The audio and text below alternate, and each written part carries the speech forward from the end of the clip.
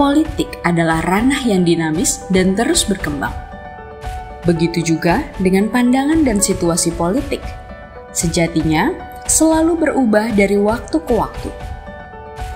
Politik di Indonesia adalah proses yang melibatkan interaksi antara berbagai aktor politik, termasuk partai politik, pemerintah, lembaga legislatif, kelompok masyarakat sipil, dan warga negara.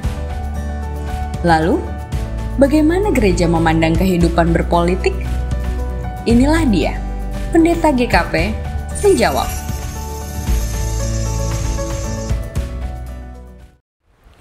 Politik itu bukan barang yang kotor. Walaupun realitas politik kerap kali diwarnai oleh banyak tindakan kotor.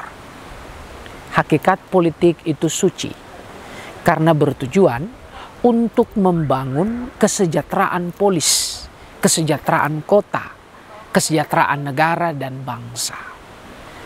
Secara teologis, umat Kristen dipanggil, gereja dipanggil untuk mewartakan kabar baik dalam seluruh aspek kehidupan, termasuk politik. Kabar baik itu tidak lain dan tidak bukan adalah keselamatan yang diungkapkan sebagai bonum comune, kebaikan bersama. Jadi kepentingan politik Kristen hanya satu, mewujudkan kebaikan bersama, kebaikan untuk semua, bukan hanya kebaikan bagi orang Kristen semata. Nah, karena itulah dalam berpolitik, umat Kristen, gereja mendorong supaya politik sungguh-sungguh dimaknai dan digunakan sebagai etika untuk melayani. Politik dijadikan sebagai sarana untuk mewujudkan kebaikan bersama. Di Indonesia, dalam berpolitik, hendaklah kita menjadikan Pancasila sebagai kerangka dasar kita untuk mengupayakan mewujudkan masyarakat yang adil, makmur, masyarakat yang utuh, yang menjunjung tinggi persatuan, masyarakat yang sungguh-sungguh berupaya mewujudkan demokrasi yang substansial.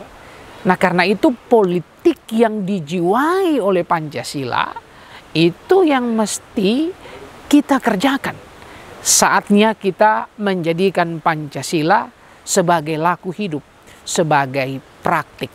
Jadi kalau kita ditanya, politik seperti apa yang semestinya dilakukan oleh gereja dan umat Kristen? Politik yang dijiwai oleh Pancasila. Dan Pancasila itu tidak bertentangan dengan nilai-nilai luhur Alkitab, nilai-nilai kerajaan Allah. Politik inilah yang harus kita dorong.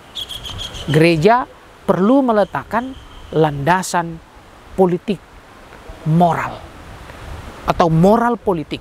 Itu yang harus diletakkan oleh gereja.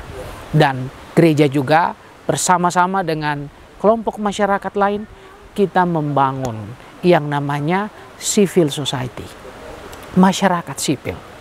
Jadi politik gereja bukan untuk mengejar kekuasaan, tetapi menjadikan kekuasaan sebagai sarana untuk bonum comune.